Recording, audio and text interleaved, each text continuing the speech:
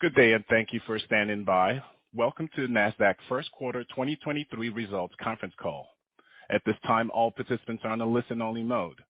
After the speaker presentation, there'll be a question-and-answer session. To ask a question during the session, you will need to press star 11 on your telephone. You will then hear an automated message advising your hand is raised. To withdraw your question, please press star 11 again. Please be advised that today's conference is being recorded.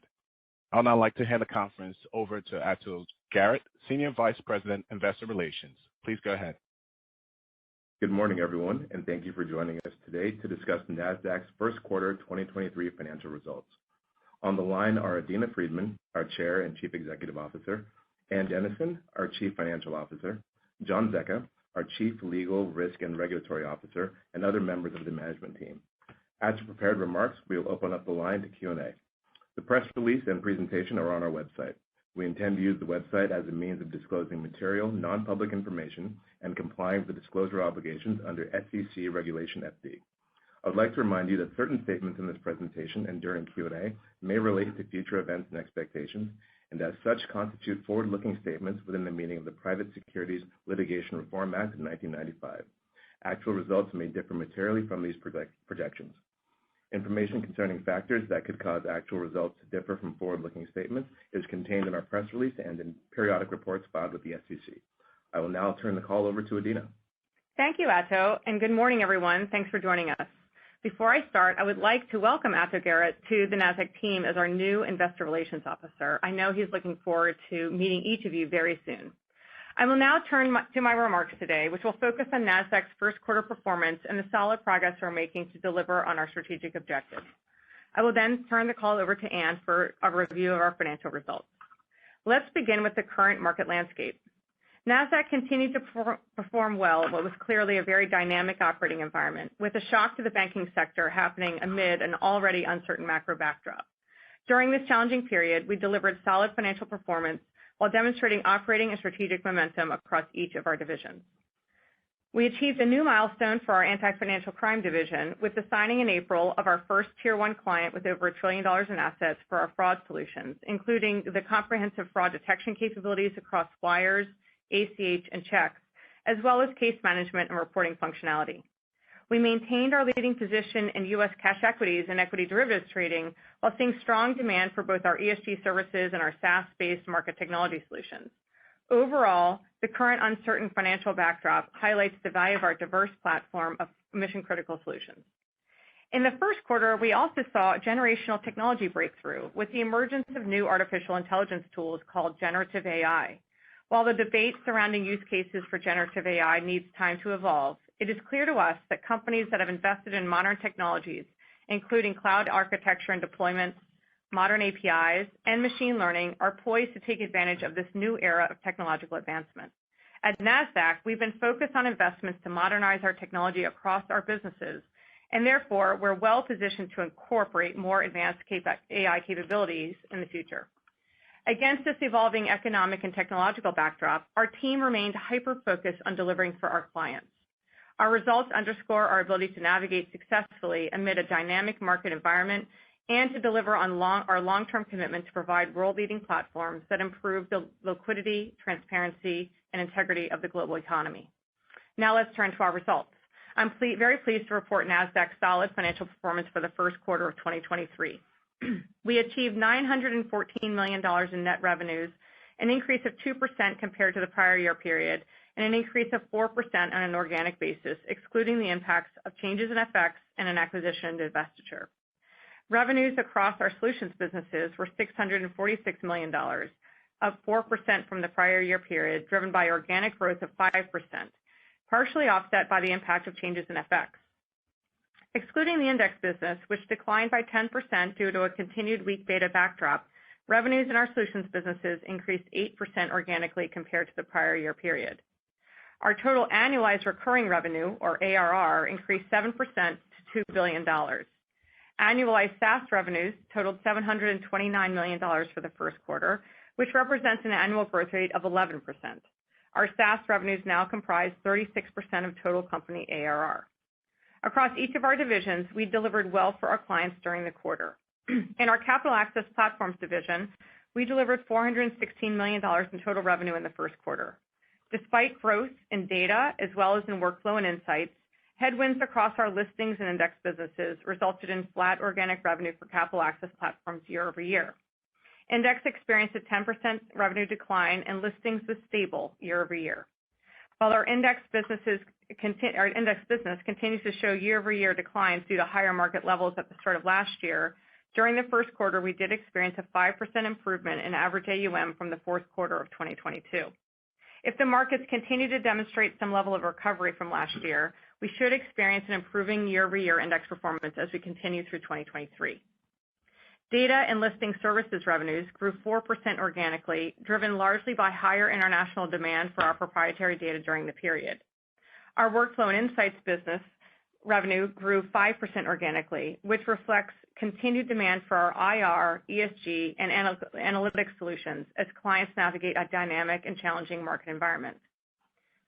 Turning next to our market platforms division, we delivered $413 million in total revenues during the first quarter, a 6% organic increase from prior year period. Amid a volatile capital markets environment, our core trading services business experienced strong performance in North American markets, where we saw double-digit revenue growth, partially offset by a decline in our European markets revenues, primarily reflecting lower value traded in cash equities due to market declines in a softer volume environment. In the U.S., we continue to provide our clients with a premier trading experience while optimizing the revenue and capture mix for both U.S. cash equities and multiply listed equity options. In marketplace technology, we delivered 11% revenue growth, driven by strong results in both trade management services and market technology. During the quarter, we signed a marketplace services platform agreement with an innovative carbon trading marketplace in Latin America, as well as a new European risk modeling customer. We also signed a multi-year extension and expansion with a tier 1 bank for our trading platform. Finally, turning to our anti-financial crime division, we delivered $84 million in total revenue in the first quarter, an 18% organic increase from the prior year period, and a 16% increase excluding the impact of the deferred revenue write-down in the first quarter of 2022. Revenues in our fraud detection and anti-money laundering solutions, or what we call our FRAML solutions, grew 30% compared to the first quarter of 2022, or 27% excluding the impact of the deferred revenue write-down. The overall anti-financial crime business saw continued growth with 42 new ASC clients during the period. Our first quarter financial performance also illustrates the progress we've made to capitalize on certain growth opportunities that are aligned with 3 key trends that we believe are shaping the financial system. First, the modernization of markets, where we can deliver innovation that powers the world's economies and enhances the underlying market infrastructure. Second, the development of the ESG ecosystem, where we help companies and investors successfully navigate increasingly complex reporting frameworks, access more seamless routes to capital, and achieve their net zero or sustainability objectives. And third, the increasing need for advanced anti-financial crime technology, where we can enhance the integrity of the financial system through emerging technologies, including cloud and AI, coupled with end-to-end workflow solutions for our clients. In this regard, I'd like to provide 2 highlights for the quarter. First, our focus on markets modernization continues to deliver innovation that enhances the liquidity and the underlying market infrastructure that powers the world's economies. From the successful migration of Nasdaq MRX, which is one of our 6 options markets, to the cloud infrastructure in the fourth quarter of last year in partnership with AWS, we announced during the first quarter our plans to migrate our second options market to the AWS Edge Cloud by the end of 2023. Second, as financial institutions make investments in technologies to detect and fight financial crime, in early April, we are very pleased to sign our first global tier 1 client with over $1 trillion in assets to our fraud solution, including comprehensive fraud detection capabilities across wires, ACH, and checks, as well as case management and regulatory reporting functionality. Additionally, we signed another tier 2 client to our enterprise anti-money laundering solution during the period. These signings further demonstrate our ability to displace legacy providers and manual processes through our cloud-based and market-proven solutions.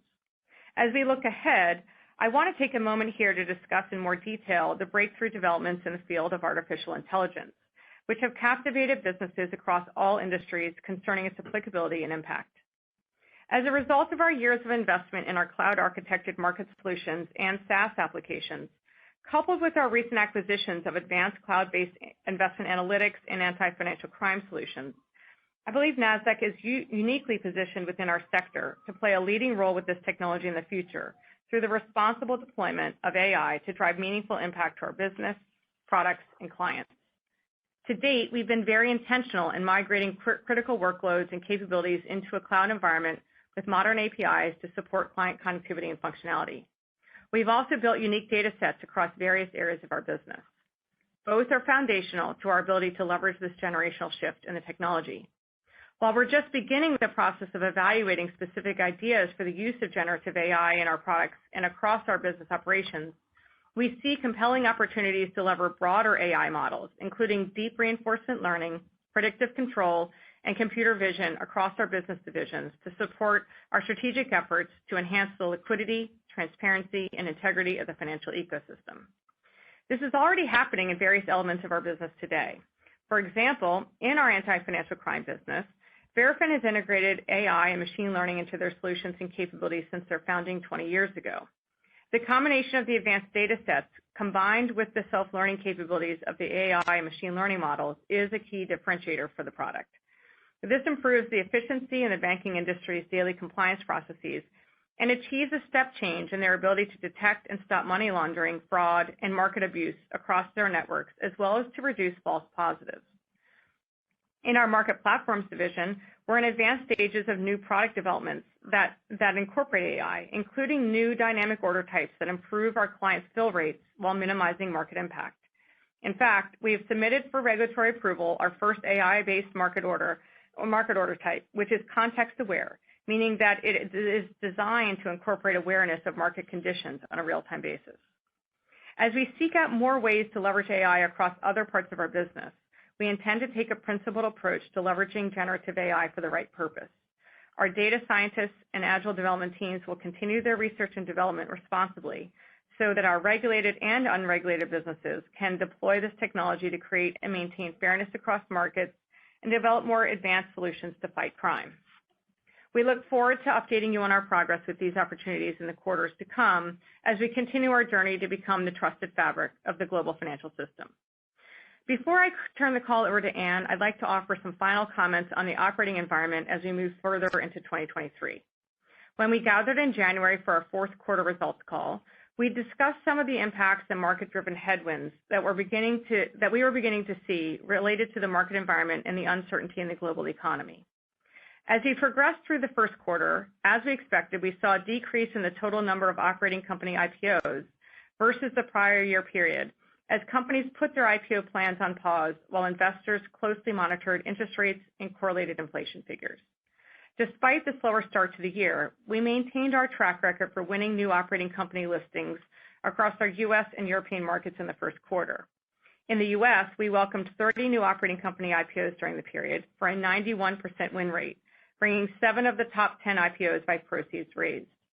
In addition, there's a significant backlog of operating companies in the pipeline, with 147 active operating companies on file with the SEC to go public and committed to Nasdaq, which is a 10% increase versus the fourth quarter of 2022 and a 25% increase versus the prior year period. Our team continues to be in close contact with these companies, and we believe that we are well positioned to capture future listing activity once the IPO window reopens. Beyond listings, we're still seeing elongated sales cycles in our workflow and insights businesses. As we previously observed, while overall interest in client demand for our workflow and insight solutions remains healthy, the process for some clients is taking longer as they escalate buying decisions through more levels of approval. Demand for our strategic focus areas, including our anti-financial crime solutions, our ESG solutions for corporates, and our modern market solutions for established exchanges, continues to be strong and largely unaffected by the market environment at this stage. Overall, we're very fortunate to have deep and trusted relationships with our clients, who rely on us even more during complex operating environments. For example, during periods of heightened volatility, pensions and endowments often need to make swift asset allocation decisions to manage their portfolios, which can increase their reliance on our analytics solutions. Similarly, for our public company clients, These cycles can drive demand for our investor relations solutions as company leaders seek shareholder activity insights in real time. As the global markets demonstrate sustained volatility, our market technology clients are focused on modernizing their market infrastructure to improve their agility in addressing client needs while also improving the resiliency and scalability of their markets. And within our anti-financial crime business, the disruption caused by the banking crisis has resulted in clients moving deposits at unprecedented rates. Because of our cloud-based consortium data models, our fraud and AML solutions are instrumental in helping banks monitor payments and behavioral changes. These patterns underscore how our diverse platform of mission-critical solutions allows us to maintain our competitive strength through dynamic periods of uncertainty like we've experienced during the quarter. With our continued client engagement, coupled with the long-term investments we're making in our future, we remain confident in our medium-term revenue growth outlook for our solutions businesses. And with that, I will now turn the call over to Ann to review the financial details. Thank you, Adena, and good morning, everyone. I also want to extend a warm welcome to Ato Garrett as Nasdaq's Investor Relations Officer. My commentary will primarily focus on our non-GAAP results, and all comparisons will be to the prior year period unless otherwise noted. Reconciliations of U.S. GAAP to non-GAAP results can be found in our press release as well as in a file located in the financials section of our investor relations website at ir.nasdaq.com. I will start by reviewing first quarter 2023 performance beginning on slide 10 of the presentation. The 2% increase in reported net revenue of $914 million is the net result of organic growth of 4%, including a 5% organic increase in the solutions businesses and a 3% organic increase in trading services, partially offset by a 2% net negative impact from changes in FX rates and acquisitions and divestitures. Moving to operating profit and margins, non-GAAP operating income increased 3%, while the non-GAAP operating margin of 52% was unchanged from the prior year period. Non-GAAP net income attributable to Nasdaq was $339 million, or 69 cents per diluted share, compared to $329 million, or 66 cents per diluted share in the prior year period. Turning to slide 11, as Adena mentioned earlier, ARR totaled $2 billion, an increase of 7% from the prior year period, while annualized SaaS revenues totaled $729 million, an increase of 11%. I will now review quarterly division results on slides 12 through 14. Starting with the Market Platforms division, revenues increased $17 million, or 4%, with an organic increase of 6%. Trading services organic growth totaled 3%, with the increase primarily due to higher U.S. cash equity capture rate and higher U.S. equity derivatives volumes and capture rate, partially offset by lower European cash equities revenues due to lower industry volumes and market share, and lower U.S. tape plan revenues due to lower collections from underreported usage. In Marketplace Technology, we delivered 11% revenue growth, driven by strong results in both trade management services and market technology, which benefited from testing revenue and a large project delivery during the quarter. ARR totaled $510 million, an increase of 8% compared to the prior year period. The division operating margin of 55% in the first quarter 2023 reflects a 1 percentage point increase from the prior year period. Capital Access Platforms revenues decreased $3 million, or 1%, primarily due to the negative impact from changes in FX rates, with organic revenue growth of $1 million.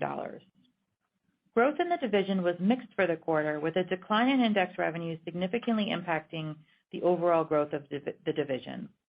Specifically, index revenue declined by 10% compared to the first quarter of 2022, primarily driven by an 11% decline in average AUM from near record levels last year.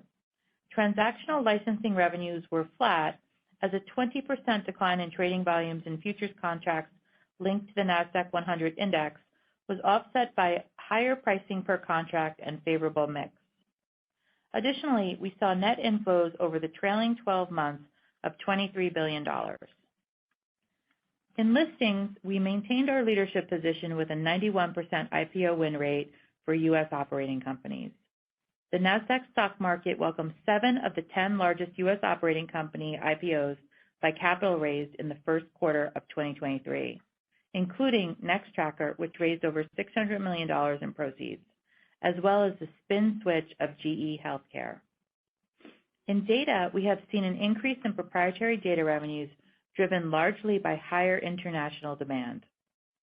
Workflow and Insights revenue increased 5% organically compared to the first quarter of 2022, reflecting growth in our ESG, IR, and analytics businesses.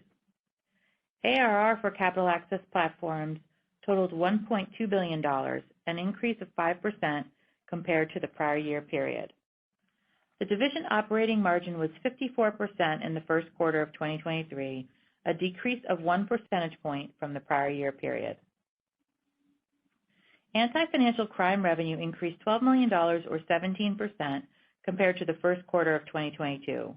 Organic growth was 18% in the period, or 16% when excluding the impact of the deferred revenue write-down of $1 million in the prior year period.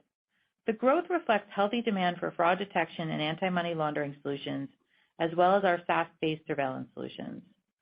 Specifically, our fraud detection and AML solutions revenues grew 27% compared to the first quarter of 2022, excluding the impact of the deferred revenue write-down.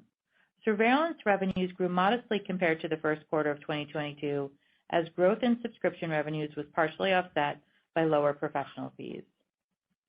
ARR for anti-financial crime totaled $321 million, an increase of 15% compared to the prior year period.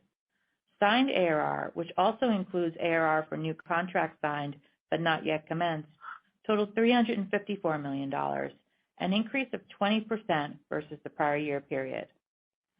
The Anti-Financial Crime Division operating margin was 27% in the first quarter of 2023 versus 21% in the prior year period. Turning to page 15 to review both expenses and guidance. Non-GAAP operating expenses increased $8 million to $436 million. The increase primarily reflects a $20 million organic increase, partially offset by a $13 million decrease from the impact of changes in FX rates.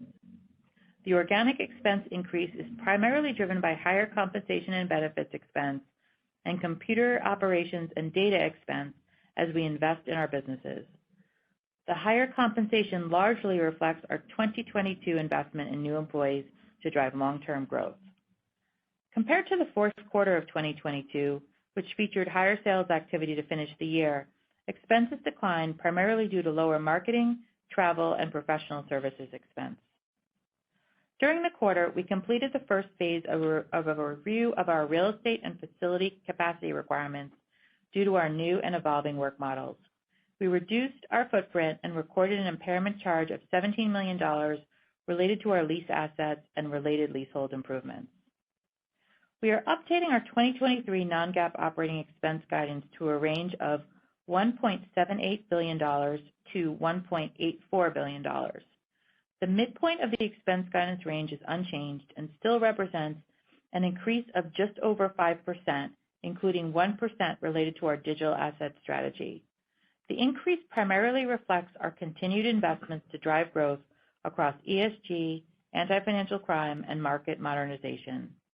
The second quarter will reflect our annual merit adjustments in equity grants, and therefore we expect expenses to increase about $20 million from the first quarter of 2023. Assuming stable performance and exchange rates, we currently expect 2023 expenses to be near the middle of the guidance range. Turning to slide 16, debt decreased by $290 million versus 4Q22, primarily due to a net paydown of $317 million of commercial paper, partially offset by a $26 million increase in Eurobonds book values caused by a stronger euro.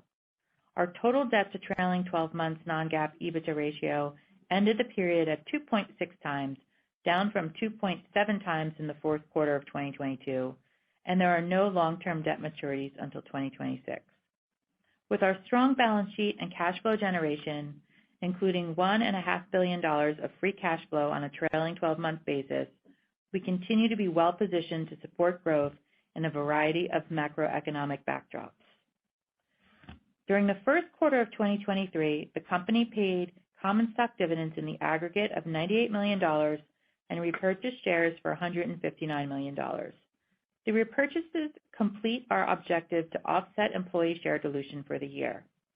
As of March 31st, 2023, there was an aggregate $491 million remaining under the board-authorized share repurchase program. Additionally, we are announcing today a 10% increase in the quarterly dividend to 22 cents per share.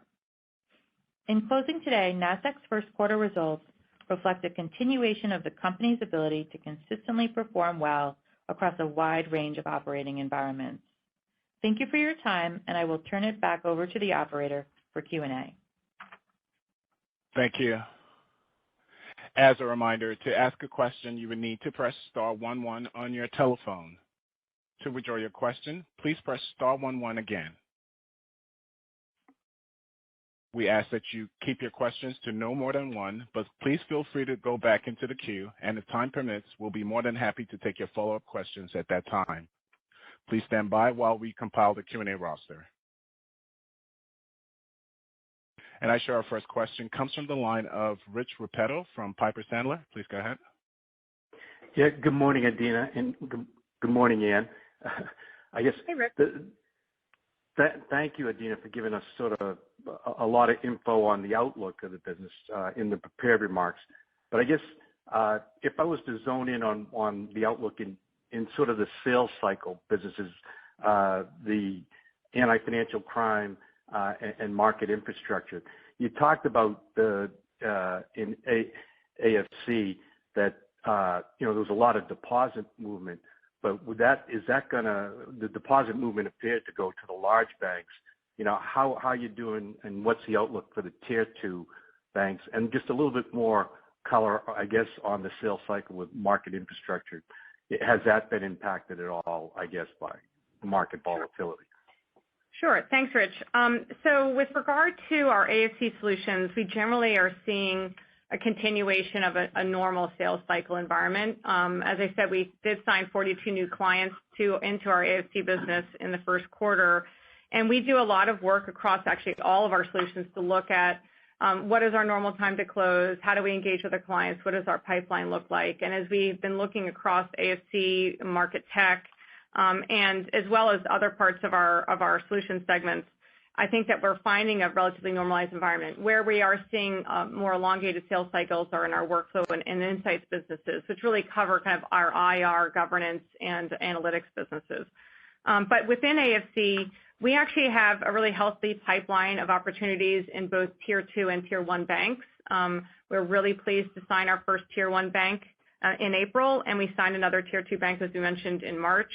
And I think that what we're finding is that we can really prove the value of our solutions very, very easily when we do proofs of concepts with our clients. So in both cases, with the tier 2 client, we did a proof of concept in our AML capabilities, and in the tier 1 client, we did a proof of concept with our fraud capabilities. And in both cases, they saw very significant value improvement, in terms of reducing false positives and improving their ability to find real bad action, bad actors, whether it's fraud or AML. And so I think that because we have this really strong return on investment thesis that we can prove out, it makes it easier for the banks to make the buying decision in, frankly, any economic environment. And so therefore, we continue to see really strong demand there. And the same within our trade surveillance business as well. We did have certain revenues in the first quarter of last year that helped amplify the revenue, so the growth year over year wasn't as strong. But the overall demand for our surveillance clients also continues to be quite healthy. And in fact, we've been actually focused on moving down market with our trade surveillance because we're learning from Verafin that way. And we did sign our first tier 3 bank first tier 3 brokerage firm, I should say, to our surveillance solutions in the quarter. When it comes to market tech, we actually see very healthy demand across established exchanges. I think we definitely have seen a change in that demand characteristics for new markets. And we've been reporting on that since the beginning of COVID, really, where new markets have not been as much of a growth opportunity for us as we had thought before COVID started. But honestly, the established exchanges, we're seeing really good demand, particularly in post-trade. Our post-trade infrastructure has been a real focus for market modernization as well as risk management tools for both exchanges and brokers. And that's where we've actually seen a really, really healthy pipeline of opportunity. And we've been able to demonstrate, strong growth in market tech in the first quarter. Again, we did have some revenues. I think our overall ARR grew 8%, but the business itself grew 11% in the quarter. So we continue to see really healthy demand there. Thank you. Thanks. Sure. Thank you. And I show our next question comes from the line of Michael Cho from JP Morgan. Please go ahead. Hi, good morning, Adena and Ann. Thanks for taking my question. I just wanted to touch on the AFC business as well. I mean, and Adena, you just talked about kind of still seeing a normal sales cycle in the AFC business, from the Verafin business, but just curious longer term, again, just kind of given the banking situation in the U.S. and just given that most of Verafin's current clients are SMB banks, I'm just trying to get a better sense if you're changing kind of the longer term focus from here, and meaning is there going to be an increased focus on tier ones and tier twos, or is that still kind of normal course of business? And then just kind of related to that, just in the quarter, revenues accelerated in the AFC business, but margins kind of took a step back quarter for quarter. I'm just curious if there's any seasonal nuances, and maybe you can remind us kind of the interplay of margins between the surveillance and Verafin businesses. Thanks. Sure. Well, I'll answer the first question, and I'll focus on the second one. With regard to the overall environment with the banks, I think first of all I would just say we have about 2,500 banks and credit unions that rely on us today, but there are over 5,000 overall banks and credit unions across the U.S. and Canada. So we still have lots of opportunity for growth and to find and land new clients. And so even if there are some unfortunate situations with banks as they're managing through a very, really big change in the operating environment, we do feel like we have plenty of opportunity to continue to grow and expand the business. And so far, we have an amazing team that supports the small to medium banks, and they're seeing a very normalized environment, both in terms of new sales and in terms of renewals. So we're not seeing a disruption in the cadence of our business in that regard. And as I mentioned before, we had 39 new clients in the first quarter of last year and 42 this year. So we're continuing to show some really strong demand characteristics there. But the focus on tier ones and tier twos, there's a whole team just focused on that. So we've done a really nice job of segmenting the team. One team supports the small to medium banks. One team supports the enterprise banks, which are the larger banks. And then we have team obviously who supports surveillance, et cetera. And on the tier one and tier twos, as I mentioned, the pipeline is really strong. So we have kind of an equal focus, I would say, on continuing to grow the SMBs while we focus on moving up market. And in terms of the margin quarter over quarter, I don't know if you have any comments, Ann. Yeah, sure. And if we look at the margins quarter over quarter, there's the timing of how expenses come in. I think the better sort of way to look at it is look at the full year margins. If you look at full year 21, we were roughly 28%, and full year 22 is roughly 26%. And you can think about that as sort of how the margins will evolve over the full year for 2023, consistent with 2022. Yeah, and I think we've also said that we are really focused in this business on optimizing for growth.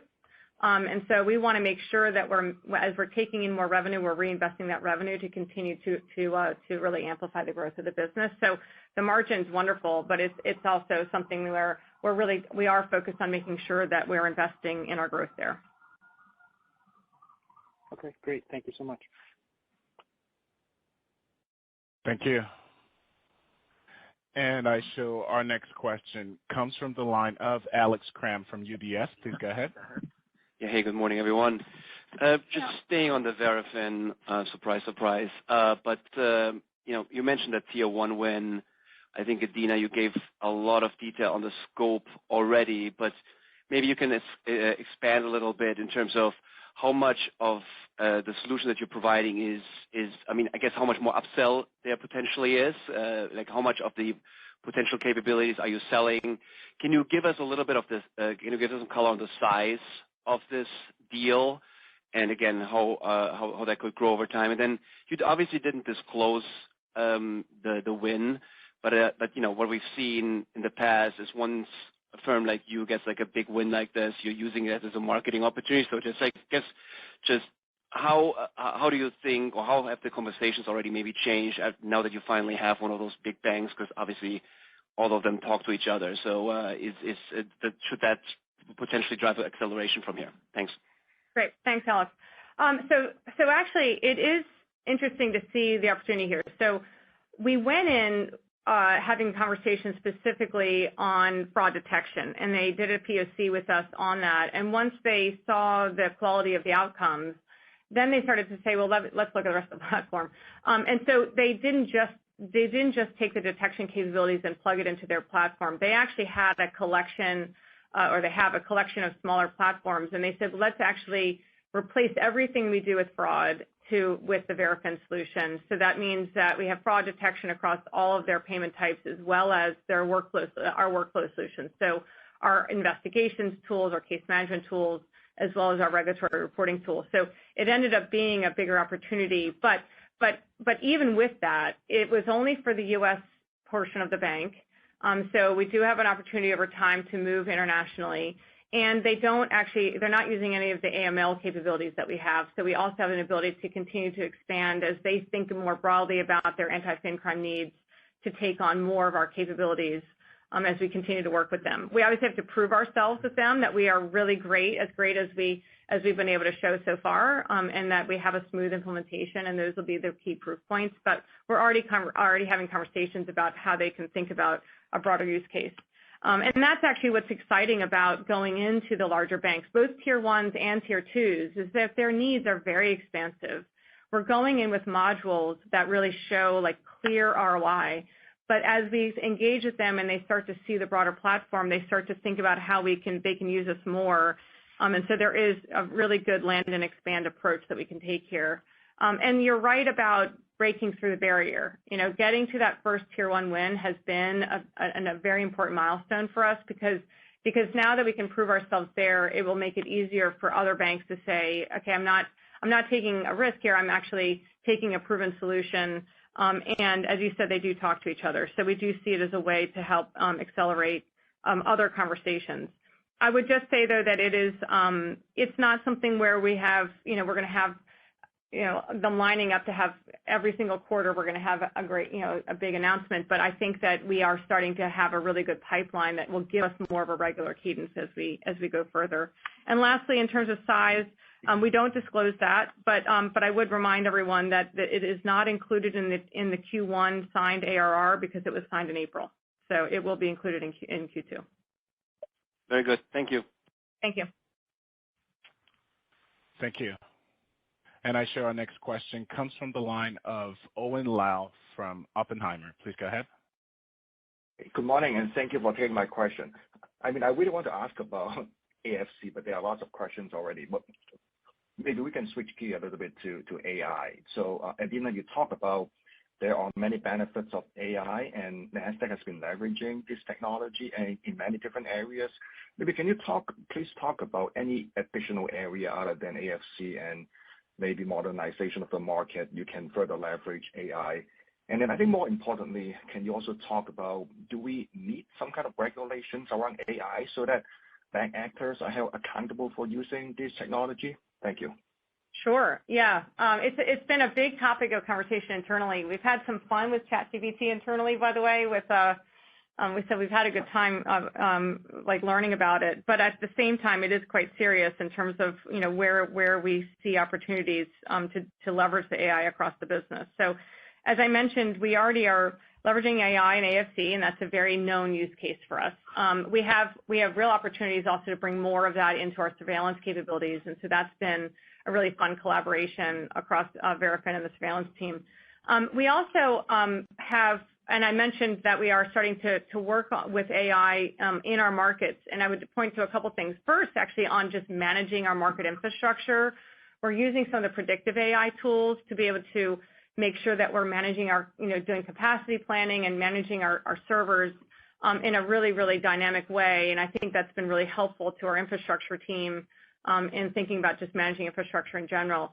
But also on the markets and in the markets, we have our AI-driven order type, which is called Dynamic Mellow, Midpoint Extended Life Order, that we have on file with the SEC. So, and then we also use machine learning for strike optimization in our options markets already. So that's already a known program in production that helps manage and manage the strikes across the options markets, because it's kind of a growing pile of strikes, and you have to think about which ones are actually being used and optimized. But the other area where we're just starting to leverage the technology and find use cases is in what we call in the capital access platforms business.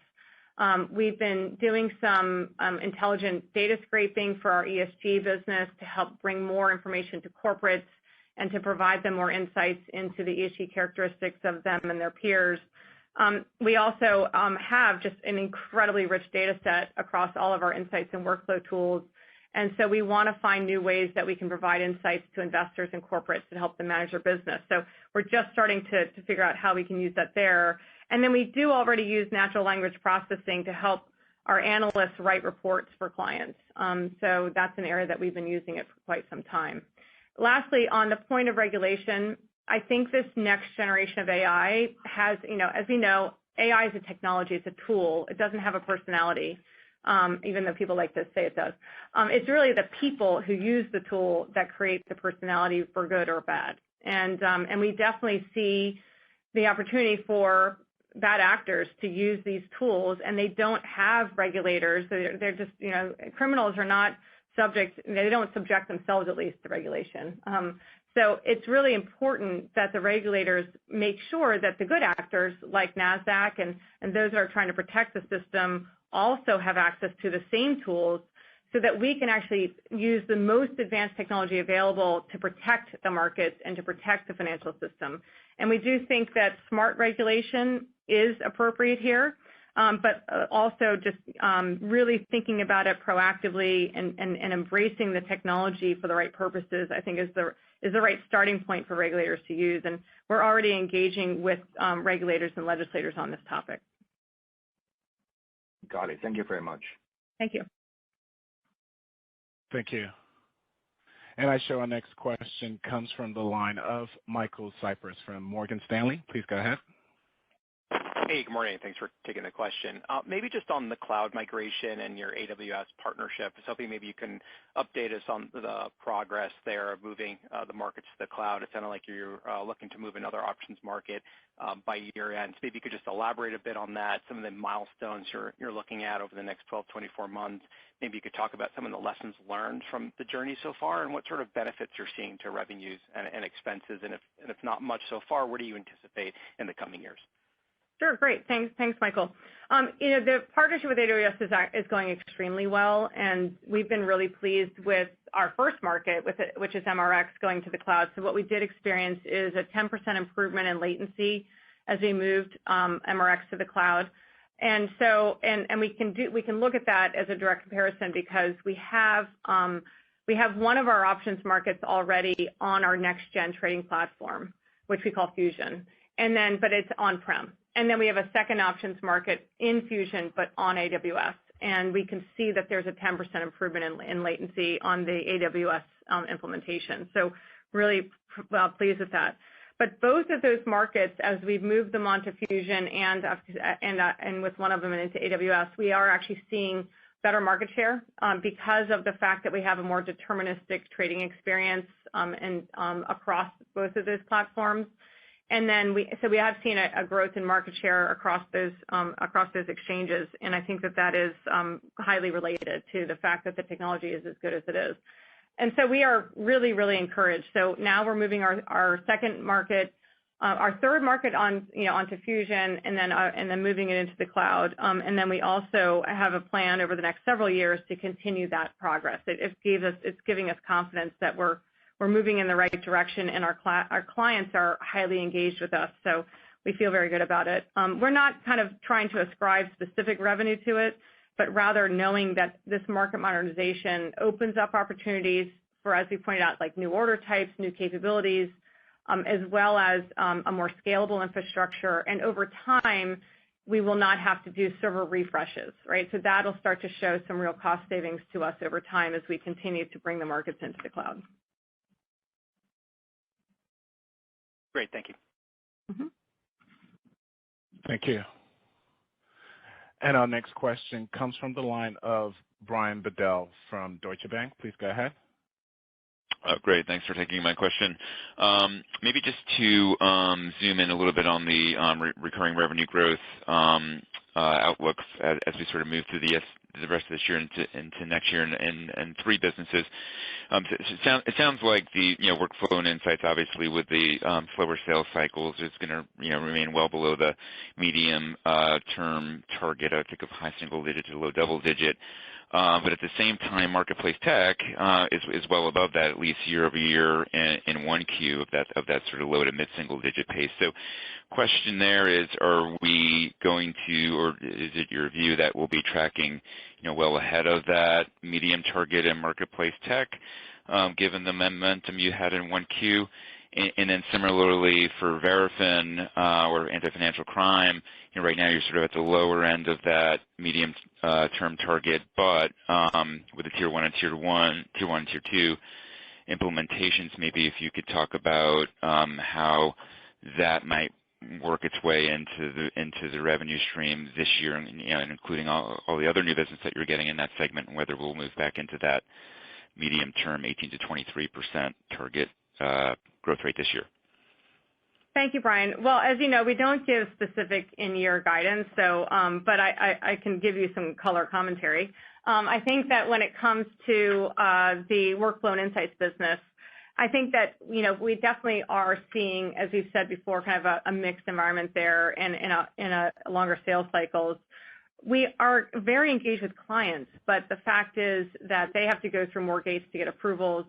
And of course, particularly in our governance area, where we do find really good sales opportunities with IPOs, we don't have as many IPOs, so that also is hindering some of the growth across governance. But I would also say, we are continuing to manage the pipeline. We're continuing to engage, and we're hopeful that as the markets start to improve a bit, hopefully the IPO environment gets more healthy. That gives us more opportunity, and the sales cycles start to improve there. So we have some hope, but we also have to recognize the fact that it is a different environment right now, and we're calibrating to that. With regard to the market infrastructure or marketplace tech, we are very happy with the growth that we are demonstrating in the first quarter. I would mention that there are two things that are happening in that business that are creating some opportunities. So I mentioned there's 8% overall ARR growth in market platforms, which really reflects marketplace tech, whereas we had 11% growth in the business.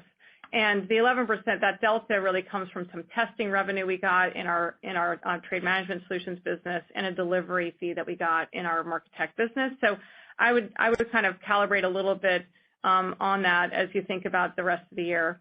And then the last on AFC, we're every single quarter is going to be a little bit of a different answer, but I think that we feel very good about our overall growth prospects. Clearly, as we do move up market, it gives us higher TAM, right? There's a bigger TAM that we're going after, as well as the fact that the contract values are higher. So it does give us a chance to continue to demonstrate really strong growth there going forward. Yeah, that's great color. Thank you. Sure. Thank you. And our next question comes from the line of Kyle Voigt from KBW. Please go ahead. Hi, good morning. You've delevered significantly, now have a fair amount of balance sheet flexibility. And just given that, I'm just wondering if you could provide an update on M&A. I guess broadly speaking, it seems to be challenging to get deals announced still, given the macro volatility. But I guess, are you starting to see seller expectations come in or normalize at all? Or do you feel the environment is turning more constructive to getting deals done versus where we were in the second half of last year? And then just any color you can provide on certain segments of the business where you're seeing the most interesting M&A opportunities right now. I'll actually start with the last question. I think generally speaking, the way that we're thinking about the world, well, first of all, as you know, we spend the vast majority of our time on organic growth. And I think that because of that focus, we've been able to show, continued stronger performance across the business. But as we do consider ways to expand our business, we have those three key themes that we're really focused on: market modernization and how can we bring more advanced technology to exchanges, banks, and brokers to support their activity in the capital markets. I think the second is in ESG, as we continue to grow and expand the capabilities we offer to corporates and investors in helping them manage the ESG landscape. And then the third is in anti-financial crime, and that's an area that we're always looking to expand. It's such a wonderful area of the business, and it's a high growth area. But with regard to just the overall environment around M&A, I would always say this, great assets will always command a premium. I think we should just recognize that. I mean, in good times and bad, great assets will always do well in the M&A market. But I also think that as the market calibrates to a world where money costs money and the cost of capital has gone up, obviously we are calibrating our thinking on how we look at financial profiles of acquisition targets to reflect our higher cost of capital. And we also want to make sure we're calibrating our expectations for the businesses that we would evaluate on that basis. And that can create some tempering of expectations. But I also would, we have a great balance sheet. We have done a lot to manage our debt. We've got really great cash flows. So we are in a strong position to consider M&A if and when we find something that we find particularly compelling. Thanks, Ina. Mm-hmm. Thank you. And I show our next question comes from the line of Craig Siegenthaler from Bank of America. Please go ahead.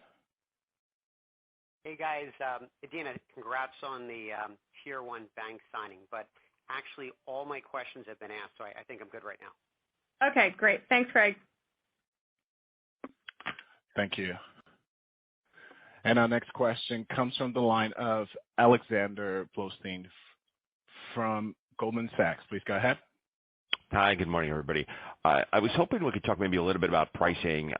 We've seen, obviously, inflation for a persistent period of time now. Expenses are rising across the board, and a number of your peers on the exchange side, but also on the data side, have been trying to flex the pricing muscle where they can. So what are the opportunities on price that you see across the enterprise? Are there areas where you feel you're sort of below the market relative to the value proposition that you're providing to your clients, where you could, increase pricing over the next, call it 12 to 18 months? Sure. So first of all, we do take a long-term view as to how we manage the prices of our capabilities and solutions. And so we do think that way. But at the same time, we also have in our contracts, particularly with our non-regulated businesses, we do have the ability to increase price to reflect the overall inflationary environment around us. And we do leverage that, but we also tend to, if it's a service where there's kind of an annual type of cadence, we tend to look at those price increases at the end of the year that then get effective at the beginning of the year. And so you're seeing that already flowing through the financials for 2023. I think that as in the regulated businesses, it's a little bit of a different environment, just because it's not only that we do want to make sure we get paid for our value, but we also have to go through a regulatory process to do that. And so that's just a little bit of a different dynamic. I would say, Alex, that we're doing making the right decisions there, where we feel that we have the ability to price up to reflect the value we're serving. We're doing it. But we're not overdoing it. We're not being as aggressive as we possibly can, because we want to make sure that we're thinking about it over the long term and not the short term. I got you. Thanks. Mm-hmm. Thank you. And I show our next question comes from the line of Simon Clinch from Atlantic Equities. Please go ahead. Hi, Adina. Hi, and thanks for taking my question. I was wondering if we could just explore the index business this quarter and just how to think about things going forward. And maybe you could give us a sense then of, I guess, what you're seeing in terms of flows across the different product lines, where the real opportunities lie. And I'm particularly interested in the franchise outside of the straight triple Qs as well. Mm-hmm. Sure. Great. Thank you. Well, we do provide information on flows at an aggregate level. So we did have $6 billion of inflows in the quarter versus last, from the end of the year through the end of the first quarter. We also had $23 billion of inflows year over year. So we definitely are seeing good, strong demand from investors for our index products, and that's not just the triple Qs, but also other thematic indexes, our smart beta index franchise. So we feel really good about overall client interest, investor interest. But obviously the market dynamics have been what's really driven the downward trend in the revenues. I think also we're still out there creating product, launching product. We're primarily focused on thematic indexes, which really mean things that could be leaning into innovative technologies, leaning into specific trends in the industry. And so we tend to kind of put a lot of our new product development focus on those areas. And then we also have a smart beta environment like our momentum index franchise and some of the other smart beta indexes where we definitely put time and attention there too. But I would say the thematic indexes have been more an area of new product focus for us right now. Okay, great. Thank you. Thanks for that. Sure. Thank you. And I show our next question comes from the line of Andrew Bond from Rosenblatt Securities. Please go ahead. Hey, good morning. Just in regards to the crypto business, did you see any impact from the recent banking crisis in terms of interest from potential customers? And thinking about the broader space, there are a number of players currently there, and it seems to be some commoditization in terms of pricing. So how does Nasdaq differentiate in terms of its offering and custody? And finally, is the launch still planned for this quarter? Thanks. Great. Thanks, Andrew. So starting with the last question first again, on timing, I think that the way that we're positioning ourselves is that we want to get regulatory approval, and we're having constructive conversations with the New York Department of Finance, and so we're hopeful we'll get that approval this quarter. And we want to get product ready by the end of the quarter. And with that, I think by May, we'll be moving into user testing on our platform. And we'll be able to show kind of an end-to-end demo in production, which I think is going to be really helpful to curating our client prospects. But whether or not we launch is going to be more dependent on definitely whether or not we have regulatory approval and whether or not the product is a go. And also just making sure that we engage the clients so that we feel really good about how we're going to grow the business over time. And so that launch is not set in stone. It's more a matter of making sure the other parts are ready first. In terms of the client engagement and the institutional interest, I do think Nasdaq has an interesting right to win here in terms of just getting engaged more generally in the crypto space. As regulation starts to come into the market, and certainly as the regulators get a lot more engaged in crypto, I think we do have an ability to come in with a fair, a resilient, and a very scalable solution. Our crypto custody is actually, we would say, a real improvement in the technology. We are using MPC, but we're also using some really interesting techniques to make it so that we don't have this kind of hard, hot, cold wallet construct, but rather a continuous wallet that's available but hyper secure. And I think that we feel like that will be more attractive to institutional users to make it so they don't have a lot of their values stored in somewhere that's really inaccessible for, let's say, a 24-hour period. And so we do think that we have kind of a unique value proposition to offer. And we are having really great engagement with clients. But it is dynamic. I mean, it is a very dynamic environment. So we're calibrating our expectations to that. We're making sure that we're being very prudent in how we're managing our expenses in this area, in this environment. But we are quite excited about what we have to offer. So we're excited to be able to launch it. Great. Thanks. Thank you. And I show our next question comes from the line of Dan Fannon from Jefferies. Please go ahead. Hi, this is June on behalf of Dan. Thanks for taking my question. I just wanted to quickly ask about ESG. Just given some of the slowdown in, the ESG investment strategies, are you seeing any impact from that on the demand for ESG service at all? No, so most of our services that we offer in the ESG area right now are really offered to corporates. And there we're seeing very continued engagement from corporates. We have both an advisory practice, which helps advise companies on how to make sure that they're thinking about their overall ESG program, how they're reporting on their program and communicating it to investors. how they're making sure that they're being compliant with different taxonomies so that they can get credit for the work they're doing. And that's the demand for that is very healthy. And then we also have our reporting tools that allow them to put all of that information to one container, and then we go and we map it out to all the taxonomies and all the rating agencies, et cetera. And that also continues to have really nice growth and client engagement. So the corporates are wanting to make sure that they are there to engage with the investors the right way. I would say that overall, though, while ESG is going to have ebbs and flows in terms of kind of the environment that it sits in, it is, I think, a lasting change in how companies think about engaging with investors and how investors are making investment decisions. I mean, the next generation of investors do care not only what returns they're getting, but how those companies are generating those returns. And I think that we're going to find that that's a lasting trend. So we continue to be very, very optimistic about how we can engage clients in this area. Helpful. Thank you. Sure. Thank you. And I show our next question comes from the line of Alex Kramm from UBS. Please go ahead. Okay, thanks. Yeah, just wanted to squeeze a couple of follow-ups here since we're in overtime. So thanks for letting me begin.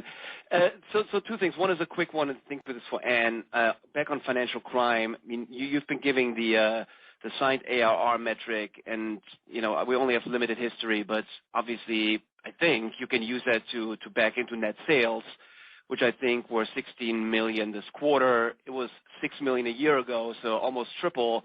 So I'm not sure how meaningful those numbers are, but it sounds like you signed less Verafin clients. Maybe it's a tier 2 is bigger, but just maybe foot why the number was so big, because I think the first quarter is actually a seasonally slow quarter. So maybe help us a little bit understand the numbers. And then just bigger picture, you answered some questions around the operating environment and what's out there, but the one thing you didn't touch upon is that clearly there's a sizable bulge bracket firm looking to go away. So just wondering how you think about that exposure there, because clearly their client, Credit Suisse, across a ton of different businesses of yours. So just wondering how we should be thinking about that. Thanks. Okay.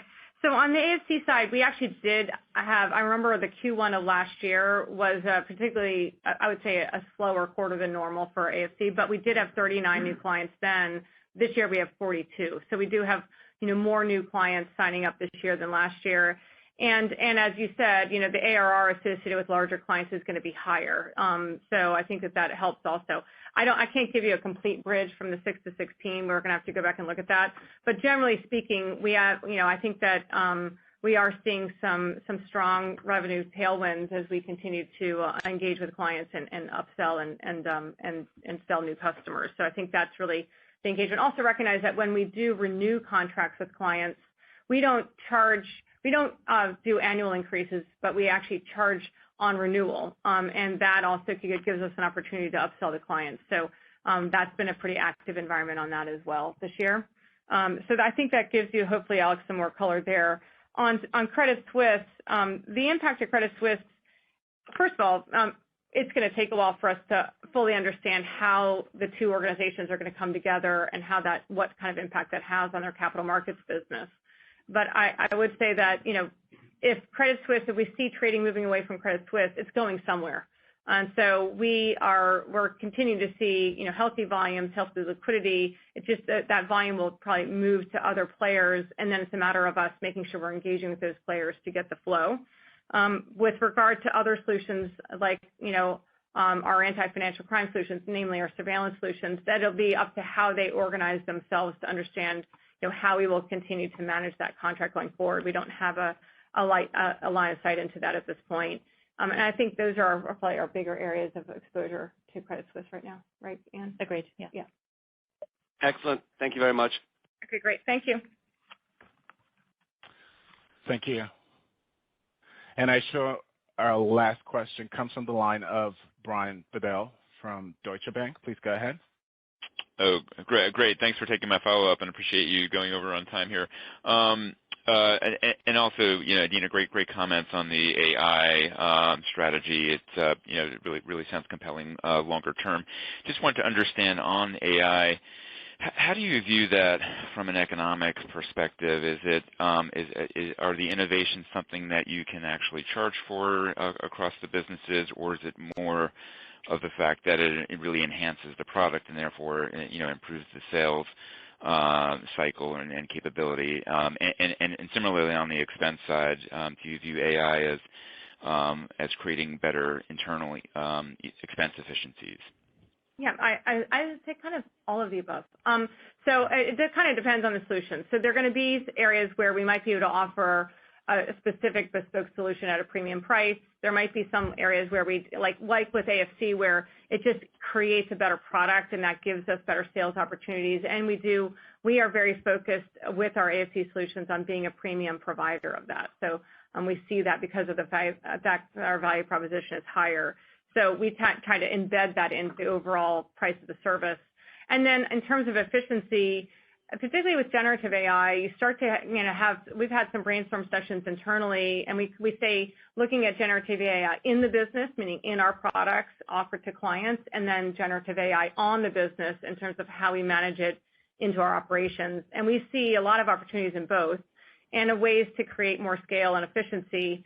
But it's so early, so we have to also make sure that we're putting the technology into an environment that we feel is secure and safe and that allows us and kind of ring fencing it and allowing us to make sure we manage our IP and our data. So we'll take some time to do it the right way and to find ways that we can be efficient but also provide more premium product to our clients. And that's how we're focused on it right now. We also have a governance. I should mention we do have a governance committee that vets all the AI use cases inside of Nasdaq, and I think that's really important. We have to make sure we're doing this in a responsible way, that we're thinking through the risks and as well as the benefits. And so our governance committee is led by John Decca, who's our Chief Regulatory Risk and Legal Officer, but also includes members from technology as well as other parts of our organization to make sure we're doing it in a responsible way. Yep, no, that's great. Super helpful. Thank you. Thank you. Thank you. I'm sure no further questions in the queue. This concludes our Q&A session. At this time, I'd like to turn the conference back to Adena Friedman for closing remarks. Great. Well, thank you very much for your time today, and we look forward to continuing our discussions throughout the year on the progress that we aim to make against our strategic priorities. And thanks a lot for your questions. Talk to you later. Have a great day. Thank you. This concludes today's conference. Thank you for attending. You may all disconnect.